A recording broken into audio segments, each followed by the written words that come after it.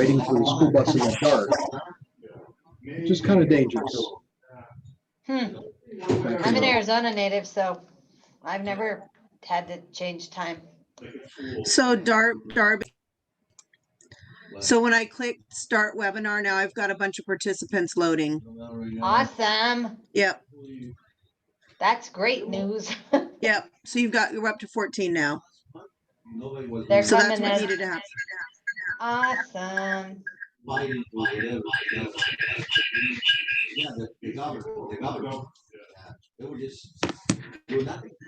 There you go. Perfect. Thank you. Yep.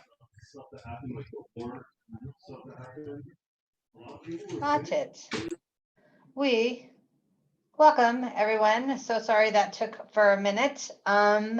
We weren't 100% sure what was happening here, so we were just kind of waiting. So sorry we made y'all wait. Looks like we've got a good group of attendees. Looks like there's 23 people in addition to the 4 panelists.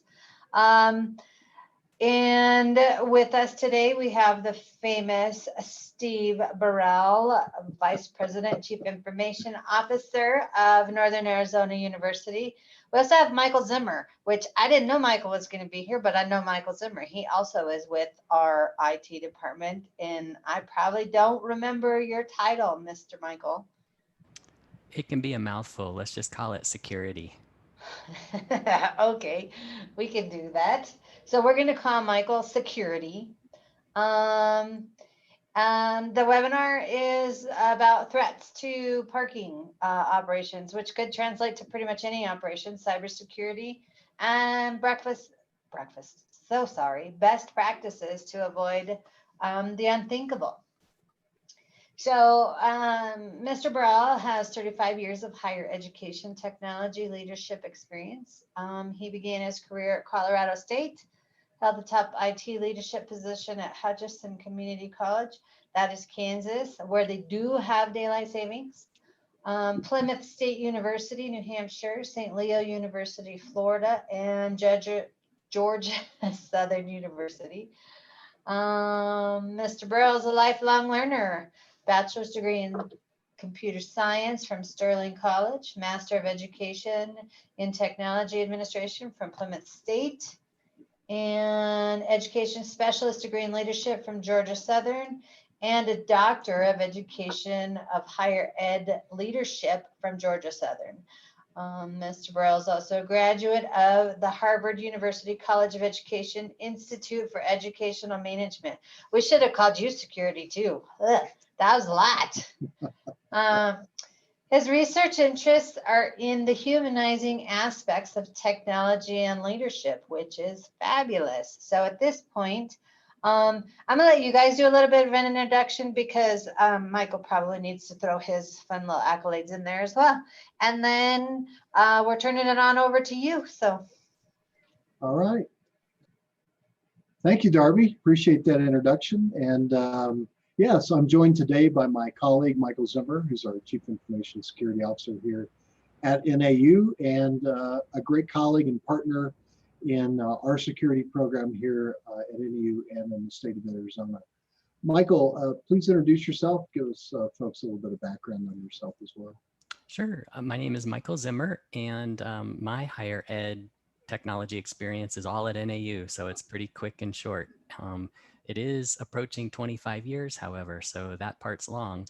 And I've done a little bit of everything. Started out doing support for the bookstore, which was kind of a everything goes sort of environment.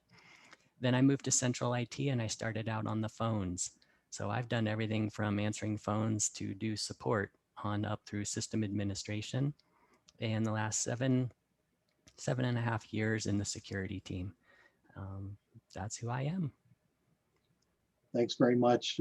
Michael's put together an absolutely fantastic security team here at NAU in the 5 years that I've been here. And so I thought it'd be great if you joined us today because he brings a wealth of experience and knowledge in this particular area. So I guess without further ado, we'll dive in. I put into the chat the URL to the Google Doc presentation that I'll be giving. Feel free to go there, download, follow along, share with others. And so let me get that screen shared out here real quick. Let's see, there we are. Share that one. And so this cybersecurity workshop is for you all. And I appreciate you taking time out of your busy days to talk more about security. Security can be an extraordinarily complex conversation, but you know, increasingly it's a topic of conversation. We'll talk a little bit about what's been happening in the media lately, what the Russians are up to, so to speak. But we've geared this presentation so that if you're just a small parking organization, maybe you don't have access to a lot of security resources or audit resources around you to help you, we're going to give you some practical things that you can look at yourself. In addition, for those of you who maybe are in the middle, you might have some assets, maybe you haven't engaged them completely yet, or maybe it's an opportunity for a refresher in this. We're going to give you some talking points that you can go back to your security organizations or your audit organizations and engage them in some conversations around how to improve cybersecurity in your area. And if you're an advanced organization and you've done a lot of this, we hope that you'll contribute to the conversation, and maybe you'll pick up one thing that you can go back and work on and think more deeply about. Basically, security is a bottomless pit. You can throw an infinite amount of money, time, and effort at things, because the bad actors are all around and things move so fast. So one of the things, that Michael and I work here is we try to slice things in layers. What are the things that are most threatening to us? What are the things that perhaps we're weakest in? And we turn and we'll focus on that and we'll make some improvements and then we'll move on to the next one. So the other thing about security is this is a very large pie. Don't try to think that you're going to eat it all at once. Break it down into smaller, simpler, more actionable kinds of things, but do so on a consistent basis. So here we are, giving you a little opportunity maybe to go find out 3 objectives today.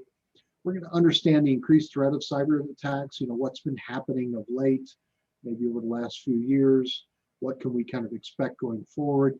Then we're going to talk in the context of initiating a self-audit of IT security practices. And in doing so, we are going to have a deeper discussion about some specific things that you can do and to address in terms of your development of your security program in your organization. And then at the end, we'll have some time set aside to address any specific questions that you might have. So keep those questions in mind. I'll call for some at particular times during the presentation, and we'll try to monitor chat, and Michael's going to add some color commentary and help me keep an eye on that. So understanding the increasing threat of cyber attacks, I think let's all agree parking services are a targeted organization. And you'll have to excuse the pun, but parking systems transact lots of data and revenue as well. And so they're a natural target for bad actors and people who are looking to do that. And increasingly, parking is an issue of privacy concern for many, particularly as we engage in smart city initiatives, leveraging IoT capabilities, and aspire to create these smart park services in many of our institutions, organizations, and communities.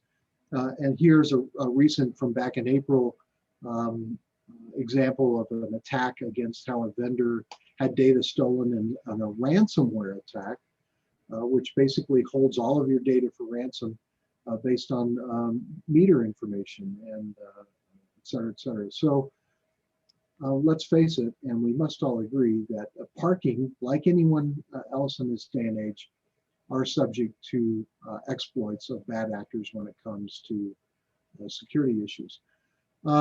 I thought this graph kind of, maybe a little hard to read and small on your screen, I don't know, but just look at the blue dots. I mean, this is an exponential curve that's happening here. This is the amount of monetary damage caused by reported cyber crimes, just reported crimes. We know that a lot of these go unreported between 01 and 2019. So there's, why do people do these things? Well, because they're stealing money or they're stealing information that is worth money and causing a lot of disruption out there. Things like spear phishing. These should be terms that you should be familiar with. And there's a link at the bottom of this screen to some of the terms that you should know. Spear phishing being simply using email to target specific people by title or by role in the institution with very targeted, very specific kinds of ways of trying to steal your credentials, among other activities, to gain access to your systems. Denial of service, just essentially launching attacks which block networks from working and servers from working properly to disrupt services.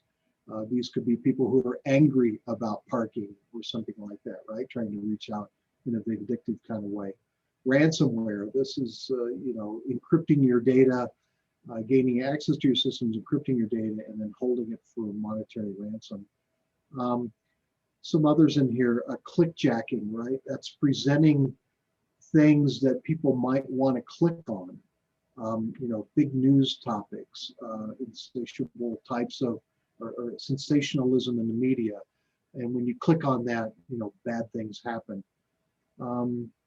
Simple things just like weak password exploits. I read an article, 81% of all exploits against credentials were able to be successful because of weak passwords, that is, short passwords or very simple passwords. And so, we see that some of these basic things still continue. Internal threats, people who are angry, people who are looking to get back, people who create opportunities for exploit. And then sometimes our software vendors leave gaping holes in our applications, perhaps unknowing to them, certainly unknowingly many times to us.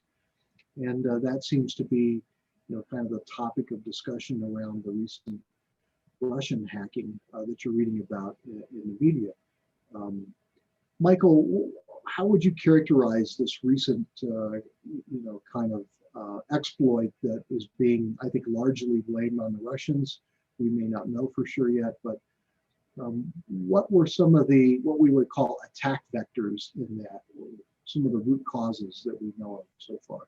Yeah, it's definitely taken a little bit of time for several different organizations and companies to research that, looking at a lot of the evidence and the logs. And some reports indicate that it goes back all the way to March or even before March. And some of the indications appear to be perhaps a weak password or a phished credential that then led an attacker to have at least an entry point into the company's network. Once that was established, different tools and scripts can be run, things like what we call persistence. That's where the attacker may look to just gain an entry point and not necessarily exploit it to avoid raising alarms, but they kind of sit there idle for a little bit and they try to capture other credentials or take over a particular server or a device on the network that's really critical. In the case of the SolarWinds, which is where this recent hacking really took place, the company was compromised by way of apparently a weak password.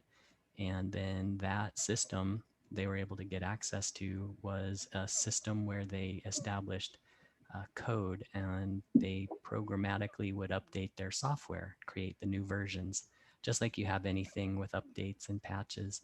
And they were able to insert a line into the code that was malicious. And so what happened was when SolarWinds packaged up their new software to deploy to customers, everyone was installing a malicious update. And so that's where the trouble really started to begin. Thanks, Michael. And I think to your point, we're still kind of unpacking both the methods and the ramifications of this, and might be for some time, because it was simple but yet sophisticated approach to compromising lots of different things. It's a pretty good illustration of how attackers will take a patient approach, and they'll look for the different levels. So sometimes you'll hear the terminology defense in depth, and Steve mentioned earlier where we try to take a layered approach, and that's kind of what it becomes. You have these different areas that you want to try to focus on, and each layer has its own potential defense mechanism against a particular attack. Great, thank you, Michael. And so here was some information I found out there about attack categories generally. We've mentioned ransomware. Increasingly, we're seeing more exploits on mobile devices. People who are just basically stealing info. Michael, for our audience, what's a botnet? Can you elaborate on that a little bit for us? Sure. It kind of combines a couple of words. If you break it out, you can see bot and you can see net, robot and network. And the idea is that an attacker gains access to a system. Maybe it's them, maybe it's an automated scripted program that runs. And it, again, establishes a level of persistence on some endpoint. That could be a laptop, a workstation, a normal computer. It could be just about anything. Anything connected to the network these days is the really crazy thing. And then what happens is that device, while still functioning as everyone's used to using it, becomes a little bit of a robot that's controlled by someone out there. And then what happens is all of these robots have the same commander, and they all get the same commands at the same time across a network, and they all work together in order to attack all together. A lot of times they are used in one of Steve's previous slides with the denial of service. And one of the ideas is a botnet can be controlled to send tons and tons of traffic to a web page, for example, and thereby just debilitate the ability of that web page to load for people who really need to use it. Thank you. And I imagine most of our audience has heard of cryptocurrencies, these digital currencies that are out there, Bitcoin, if you will, for example. But what's a crypto miner? What's that all about? In a similar fashion to the botnet, a crypto miner will attempt to gain persistence or establish itself on a server. In this case, it's looking for either a whole network of devices that can work together to be a really powerful system, or they try to find a system that is really, really powerful, like your really crazy servers that have tons of resources and processing power. And then they're just looking to go out and find the cryptographic keys that are the access to cryptocurrency. And once they find those, they will steal those for their own purposes and transfer the crypto money around to their accounts or wherever. Thanks. It is amazing just how rapidly this side of the security kind of fence has changed in the last 5 or 6 years. And, many of these things, maybe botnet, probably wouldn't have been on our radar 6 or 7 years ago, and at least not at these kinds of levels. And so we're starting to see much more creative ways of taking over resources, gaining access and persistence, as you've said, all with the intentions of stealing time off of computers, information, or in some cases, literally revenue and monies through some kind of extortive kinds of activities. And again, parking, it's not the most loved organization in the institution all the time. People get kind of upset. There is a certain amount of revenue and increasingly more data floating around our parking offices. And so I think, again, I would go back to saying that we should all agree that parking is a legitimate high-profile target for nefarious actors. This CPO magazine talked about trends in cybersecurity recently, and you can Google this kind of thing. thought what was really important here is that once again, we're calling for a proactive security approach to prevent attacks rather than react to attacks. So, it's that age-old saying, an ounce of prevention is worth a pound of cure. And so in that kind of theme, what we want to do today here a little more is unpack how can you approach improving the security around your parking systems and all things related at your organization or institution. And so we're going to look at about 5 different steps, and we're going to unpack those a little bit and dive down. Again, if you're experienced in this stuff and you've got a marvelous security organization like Michael does for me and NAU, again, these could just be review points, or again, maybe talking points with your security team. If you don't have those kinds of assets and you feel like you're kind of on your own, these are going to give you some opportunities to take some actions and do some self-assessment of your security program, hopefully leading up to some good positive changes and protections, practices, and if not, you'll be well prepared to engage folks. And so the first thing I would say here, again, sorry for that, is, partner with your institution, organization, IT, and audit teams. When you say the word IT security or audit, people immediately get nervous, right? It's a complex thing. Sometimes there's a stigma associated with our audit teams and whatnot. I assure you that your security team and your audit team and your institution, your organization is on your side. They really do want to help. And, sometimes it can be painful. It's like ripping the Band-Aid off, but they really do want to help. And the goal of any, kind of audit here really is to check our internal controls. And from the most mature security plan and organization to the most basic kinds of organizations that have casually thought about security, it's about internal controls and making sure that you put a few things in place and that you're defining those and periodically reviewing and enhancing those to minimize risk to your business. So in that spirit, we'll move on into defining the audit. Sometimes we'll talk about an internal or an external audit. External audits, come from external firms that maybe your organization hires.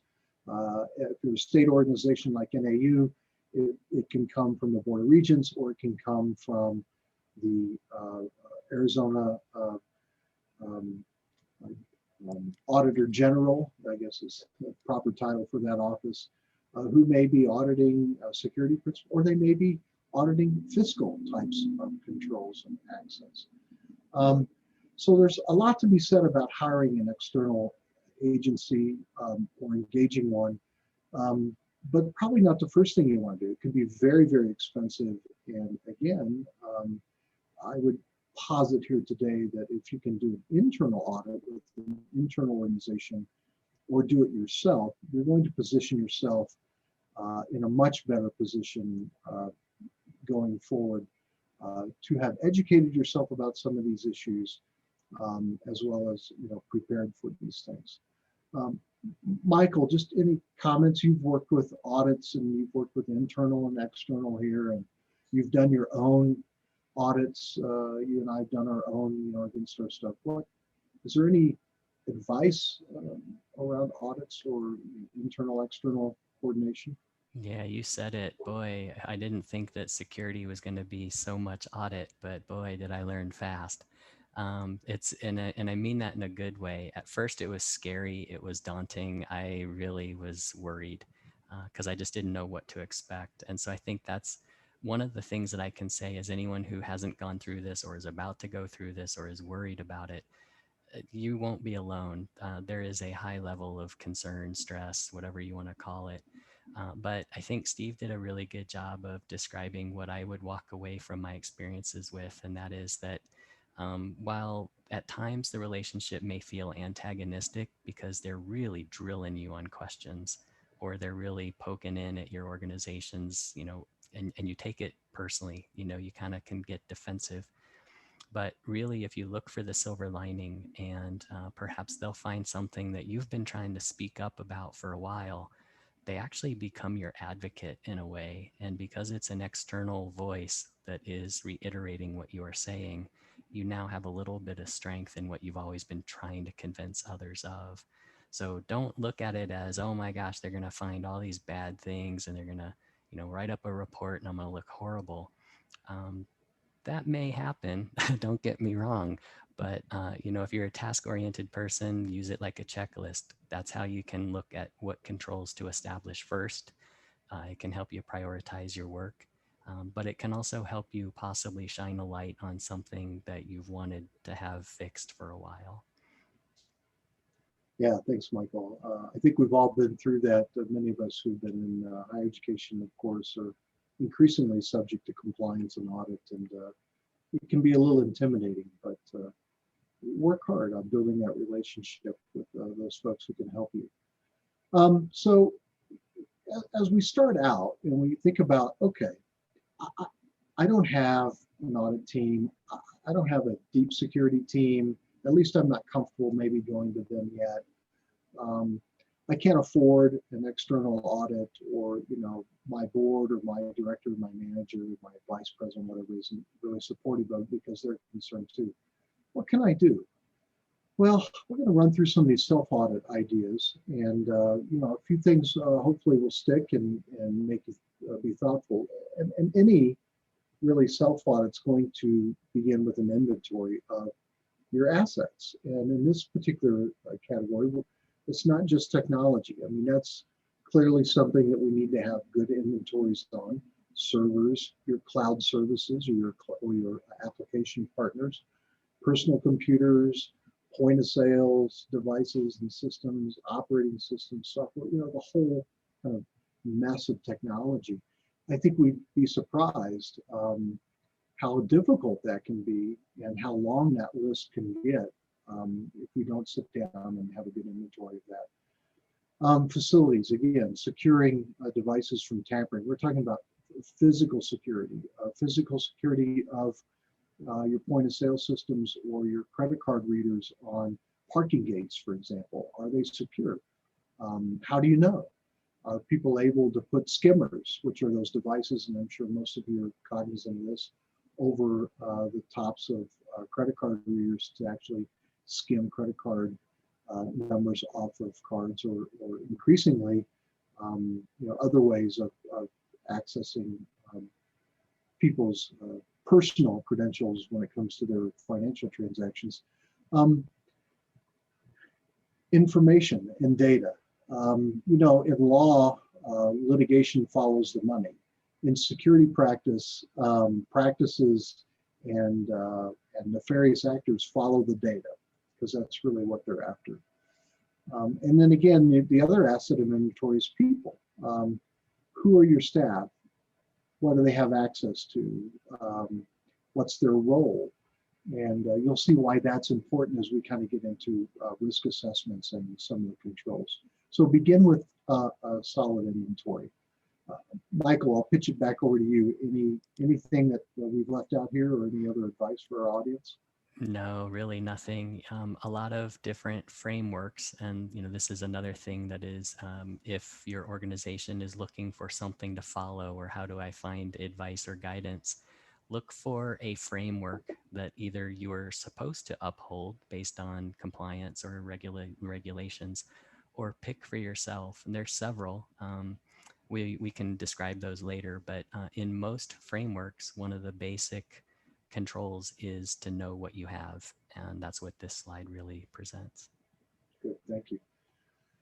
Then we move on to defining threats and risks. And again, this is where external people are really going to be helpful.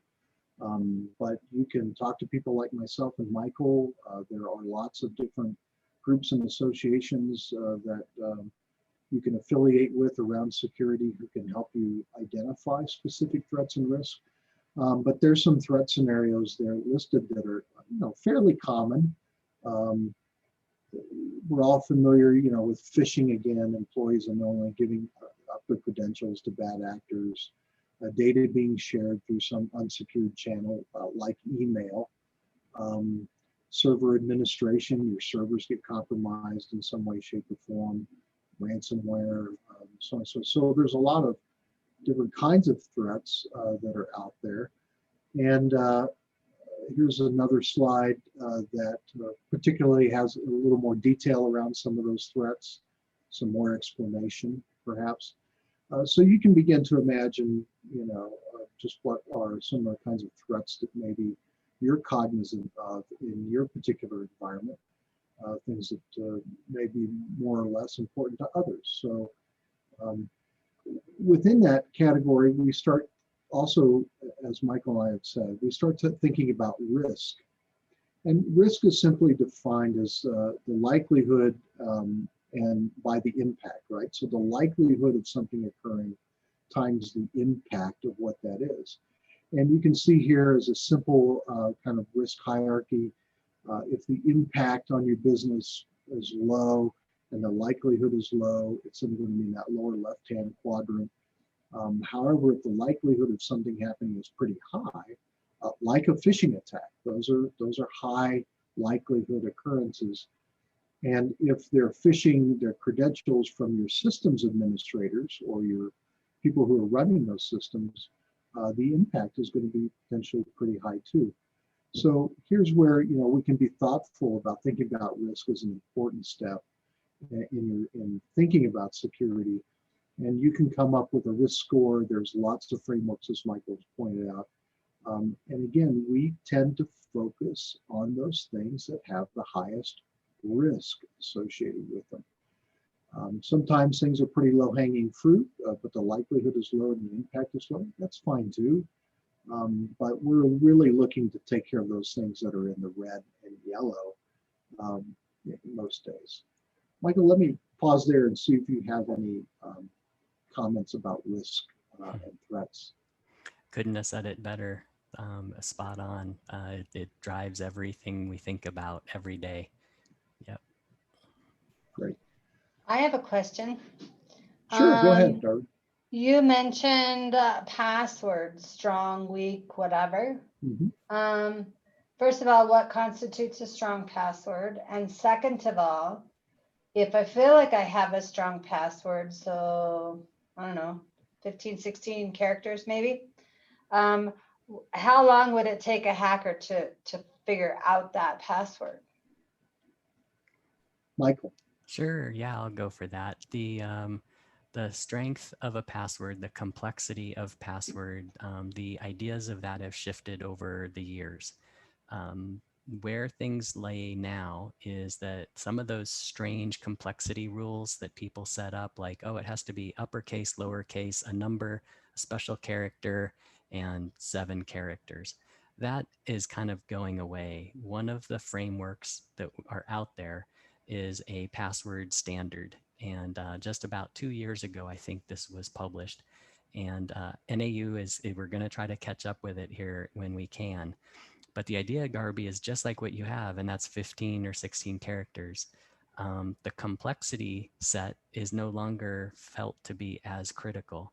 So, for example, what NAU is likely to do in the very near future when we change ours is you're not going to have a capital, a lowercase, a number, a special character. It's really more about having 16 characters. And that's really the most important thing. As far as how quickly someone could crack your password, there's plenty of websites out there if you were to look them up and say, strong password or how long to crack password. And you can type in different things. You could type ABC. You could type the whole alphabet. You could type something that's 4 characters, but upper, lower, etc. And it'll tell you how many days. The thing that's important is the longer it gets, the longer it is to crack, regardless of how complex it is. So one of the suggestions for a password is to try to think up either a phrase or maybe pick 4 words that may not feel like they go together, but you're just always going to remember them, and just go ahead and type that in all together. That's one of the things. Yeah, thank you, Michael. And thanks for that question, Darby. this is a question you can ask your vendors too, who are providing you with software systems, cloud-based services and whatnot, is, what are the constructs for passwording, or as we'll see here a little bit later, maybe two-factor, multi-factor authentication capabilities. A key question as you're engaging some of your vendors in that question, if they only support a password of 10 characters or less, right, that's probably of some concern. And to Michael's point, being able to support a passphrase is a really good thing. So moving on, assessing performance. Now, this again is where an outside agency who's skilled in this kind of deep dive interrogation that Michael talked about. It's deep, it's scary, it's sometimes difficult, but it's really important. And here we look to the Department of Homeland Security, and I've pulled out a particular document, and you can see the source down below there. You can download that. It's long, it's detailed, but it explains things pretty well. And what we've done here in the subsequent slides is to kind of skim off the top ideas, the major goals off the top of this thing. So you can use this particular document, and to which these slides kind of reflect, some of the major topics, major issues for assessing performance. Again, this is where professional auditors and professional security people are going to do a deep dive. But this framework is really based around the NIST framework, which is a framework that we adhere to at NAU, and it's a federal government framework, and it's widely popular among businesses and federal agencies, as well as state and local governments. So, we begin with questions like, are the assets that directly support the critical service inventory? Remember, we said the first thing you want to do, right, is know what your stuff is. And are there descriptions updated, and when changes to these assets occur? So, inventory is a constant thing. Technology comes and goes, just like people come and go in your organization. And so keeping it up to date is certainly another thing. So there's two questions around asset inventory that come out of this particular guide that you can use to assess. Is access, including identities and credentials to these assets, granted based on their protection requirements? And are access requests reviewed and approved by the asset owner? Michael, can you kind of decode that in maybe a little more simple terms? What are we really talking about here with assets granted based on their protection requirements? Sure, that can be a range of things. One of the approaches we try to take here, and it's just one example, is that we try to understand what systems hold or process the most sensitive data. So we try to understand what data might be involved on a particular system. That could be a server, that could be a web page, that could be a database, that could even be a handheld device of some kind. Once you can identify the type of data that's flowing through it, you can then decide how sensitive is that and how locked down should I make this device, including the people who have access to it. The constant review and approval by someone who owns that asset, perhaps there's someone in your organization who handles all of the credit card data, for example. That person might be the best one to identify who should have access and not have access to that data or the system that houses the data. And then the idea of least privilege is really about trying to understand whether or not a person really has to have powerful user or administrator level on a system, or the ability to log in and see more than they actually need to do their job. So maybe I don't want to give that student employee or that part-time employee access to the configuration of my application, right? Turn that kind of capability off. That's right. Yep. The idea is usually referred to as role-based access controls. And so what you do is, in that case, perhaps there's student worker versus administrative assistant versus system administrator. And there could be multiple people in each of those roles, but those roles have very different levels of security. Thank you. Other ways of assessing, again, these, as Michael mentioned, are these high value information assets backed up and retained. So if you're participating in a cloud-based service, many times, you know, the vendor is providing that for you. But if you're running things on a local server, or maybe it's PC-based or something like that, are those assets backed up frequently and or retained somewhere? And more importantly, can you restore them, perhaps, is a good question to ask. And are there guidelines, for example, for properly disposing of information assets? One of the things we're really good at is collecting data. One of the things that we're really not so good at is getting rid of data in a meaningful way. So I know institutions who have millions and millions of records of admissions applicants, right, that never matriculated, never took a course at the university, sitting in their systems. Not the best of practices, right? And so sometimes our vendors, sometimes our business practices, and just sometimes we haven't even just thought about the proper way of not only collecting, backing up, and restoring data, but how do we archive data or get it out of the system to, again, limit our risk of potential liability.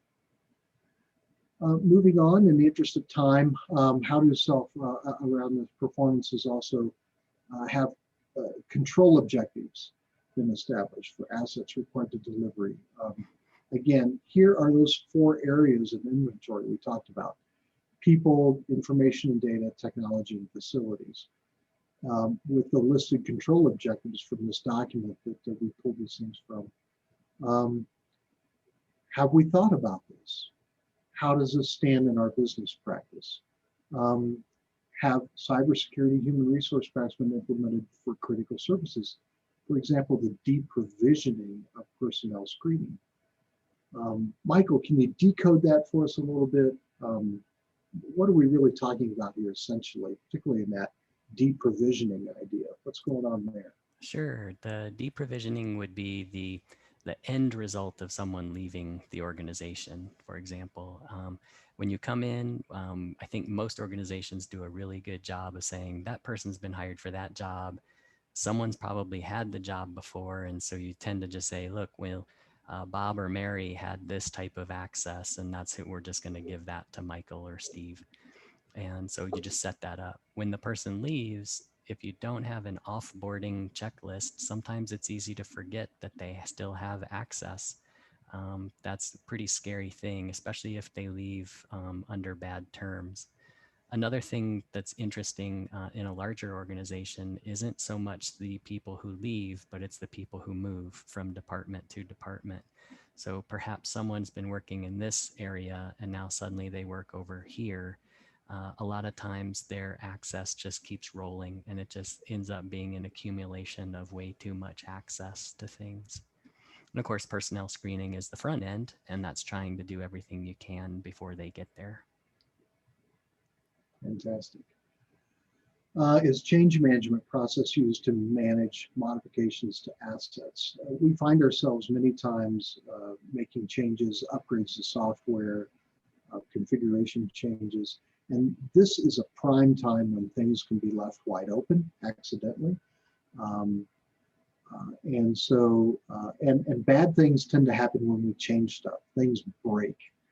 And when things break, you know, people aren't happy and we scramble to get things done. So thinking carefully about those change management processes to make sure that, you know, we have ways into and out of upgrades, and that we're re-examining many of the security systems in these new upgrades, because they could be introducing new security settings or new capabilities, and going back to some of the things we've already talked about, reassessing least privileges, for example. Also establishing a baseline of expected data flows for users and systems. Michael, what do we mean by that? And you know, why is that important? It's a good one. There are a lot of ways to do this. Some can be automated, and for those who have heard the term machine learning, that is one of the things that could apply here. Machine learning and artificial intelligence, some of the big buzzwords of the day. The idea here is that if you establish a baseline of normal behavior or normal activity, when something outside of that baseline occurs, something that's anomalous or abnormal, you might be able to fire an alert or have something that triggers so that an email gets sent out to a system administrator or someone to say, go look at this because it's out of normal and isn't expected. And when you have something happen that's not what you expect, that could be an indication that someone is trying to poke at it or someone has already compromised a system. So trying to understand what's normal and abnormal and checking out what the difference is can become a really good piece of visibility into something that might be a little bit off. Great. And a vulnerability analysis and resolution strategy is another thing that we're asked for. Many security organizations like Michael's and even audit organizations will have these vulnerability scanners. Basically, you do get what you pay for. The free ones may not be as deep and in depth as, but what these things do basically is they scan your systems looking for vulnerabilities. And they will tell you what those vulnerabilities are based on known situations, and will give you and prompt you, that you need to patch this particular system, or you need to apply this upgrade, or you need to change this particular security setting. Not all of us have access to those things, but it is something that you could talk to your audit or your security team about and ask, to run a sample audit against some of your servers or even SaaS-based applications that might be out there, so on and so forth. Again, there's a link there to more information about vulnerability scanners. And I pitch it to Michael, but in the interest of time, we're going to keep moving on because this is something that's we spend a lot of time on, and I would encourage you to ask your security organization if they have the ability to help you with this. A plan for managing security incidents. I mean, it's almost kind of overly intuitive, right? But having that tabletop exercise or having some documented procedures for your staff that when they do notice something abnormal or a system is compromised, having an action plan for managing security incidents can help alleviate the chaos and the confusion that happens and get you back on track much sooner. And certainly service continuity planning. Do you know if you totally lost a system, again, what do you have the right equipment to restore your backups? What are your vendors' plans for some of these things, right? What do your vendors do? And what will they do in the event of some security incident or loss of systems? Again, a couple of areas that we could probably spend a lot of time talking about. I'm going to press on so we can get to some questions. Have the sources of risk, can they affect operations have been identified? This goes back to that, early on, thinking about risk. Do we know it's a high risk within our organization? Do we know what the impacts of certain events might be on our business? And dependencies on external relationships that are critical to the services identified. Again, our vendors are one of those dependent external relationships. Do we know what those are? Do we have documented contact points in case we're having problems and issues? Again, all put into this kind of plan for what do we do when we have an incident. And the last area, have cybersecurity awareness needs been identified for critical service. This goes back to the notion that, really all technology issues are people issues. And the number one line of defense that Michael and I continue to pontificate about here at NAU, and many of our colleagues do around the country, is do our users, do our employees, do our staff know, what some of these situations are? There's a ton of videos out there. that are free, and many of them are very, very good, that you can have your staff run through so that they can demonstrate awareness and competencies about certain situations. You know, what to look for in a URL. What does a phishing attack really look like? And what should I do in the event that I feel like, you know, I clicked on that thing that you told me not to click on, Steve? Again, setting up, you know, incident response around these things too, as we saw in the previous slides. And then, you know, making sure that your staff have the requisite skills to properly operate the systems, to know them, to configure them properly, according to their particular role or their investment. So that kind of rounds out some assessments. Again, these are some of the major topics coming out of that Homeland Defense documentation that's really geared towards small business and as well as large corporations. And I would really encourage you to go download that PDF and again, think about it in these contexts. Finally, you know, once we've kind of done the self-assessment, we want to get to formulating some actions. And I think I'll just pitch it over to Michael on this slide. And again, some of these are probably kind of obvious. They come out of the questioning, of course, here. But let him pick out a few of them to talk to you about as to what he feels like is probably the most important. It's a great list, and I'm not saying that I put it together. I just simply reviewed it earlier, and I think it's a great list.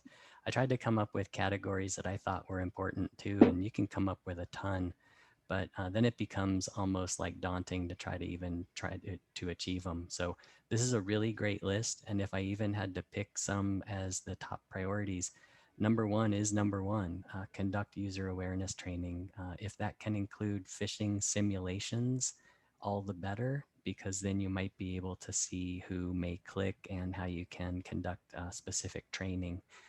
Don't make it punitive if you do phishing simulation, because then you defeat the purpose. It really should be in the moment training. If you have the budget and the capabilities, using anti-spam and email protections is a really, really good one too.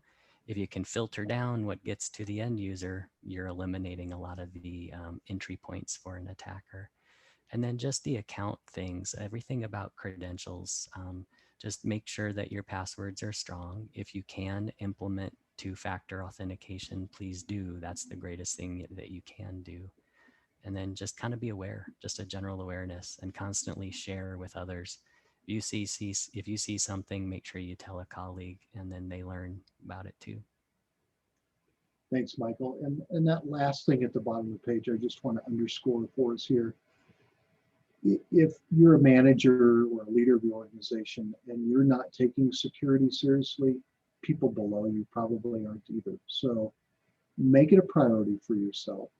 Don't be intimidated by it. Don't be afraid of auditors and security people who are really there to help you.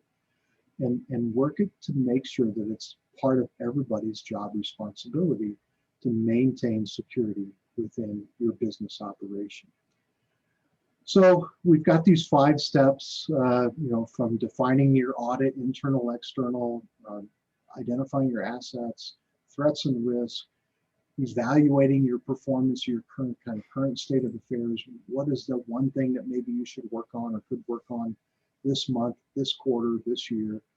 Formulating some of these actions, you know, what are those things that we're going to do, executing on those. Document your findings and actions. Auditors and security people, and it's, you know, just document it. It's okay. And implement those changes, and then go back to number 1. Maybe reassess, you know, celebrate the great successes that you've had, and reassess, you know, what's the next thing that you need to work on. Again, we've tried to list some of the sources of information that you can go to if you have these assets available to you in your institution, your business, or your college. Please engage them. They are there to help. And with that, in a few minutes left towards the bottom of the hour, we'll take some questions and discussion for as long as you want.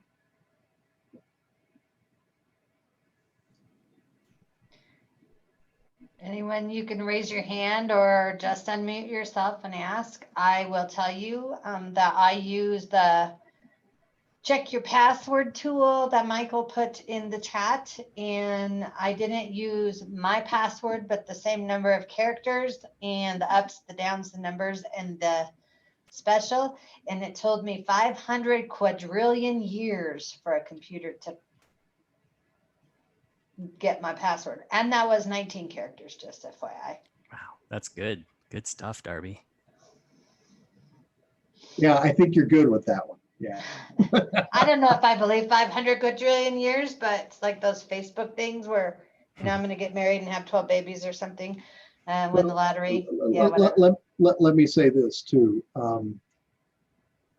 While encryption technologies and password technologies and all that stuff is getting better, so too are the tools and the capabilities associated with those who have worked to undermine that and take that security away from you.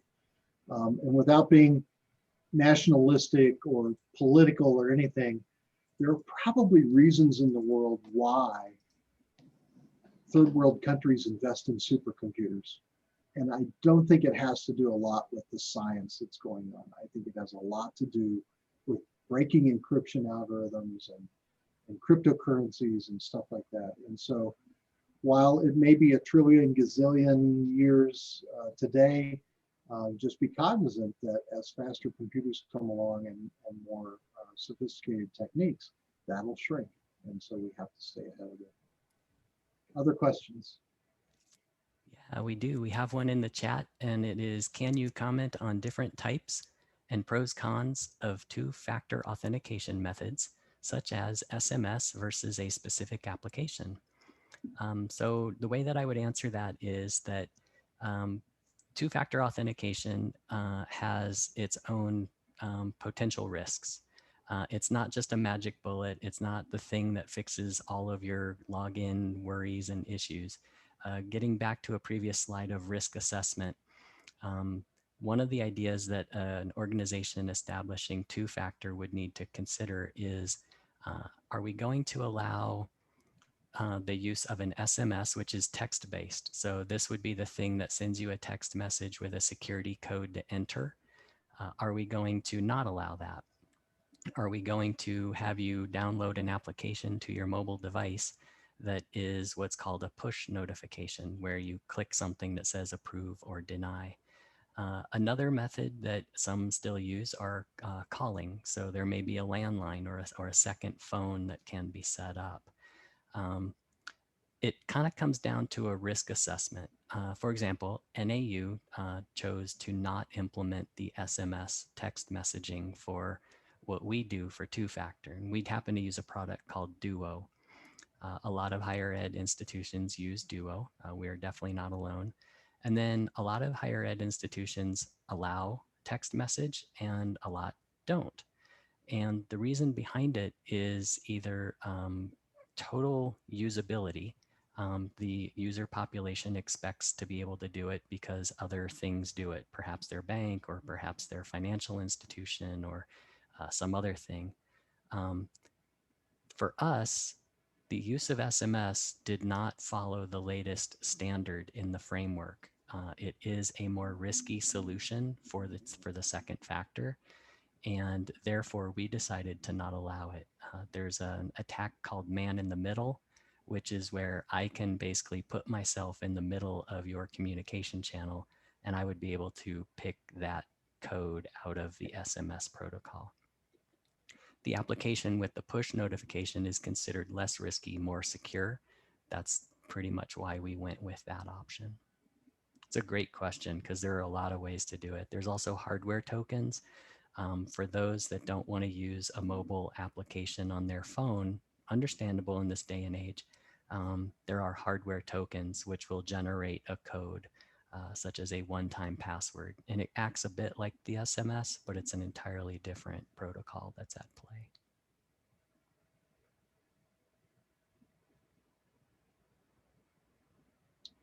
Darby, any other questions from our audience?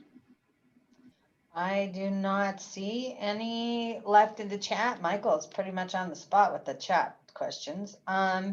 Before we conclude our session today, do we have any other questions anyone would like to ask? I do not see any. So to our participants, thank you for attending, and sorry it took us a minute to kind of figure out how to get in. And to our excellent speakers, Steve and Michael, thank you very much for your time once again. It was, as always, amazing information. And we appreciate you and hope you'll come back and speak to us again. Absolutely, Darby. Thank you for the opportunity. We provided some email addresses, and you're more than happy to spread around my contact information. We're here. It takes a village, it takes a community to address these things, and so don't hesitate to reach out to your colleagues at your institutional organization. And please know that we're always here to be helpful in that respect as well. So, Steve, there is a question real quick that are the slides available? Right. So that URL, let's see, that I had at the beginning. The Google here, Doc? Yep, it'll download there. Let me repaste it into the chat real quick for everybody. And Darby, I'll make sure that you get that in an email that you can pass along as well. But that will take you to this presentation. And again, feel free to download, share. If it elicits any questions, drop me a note. Perfect. Thank you, everyone. Have a great Wednesday. Thanks.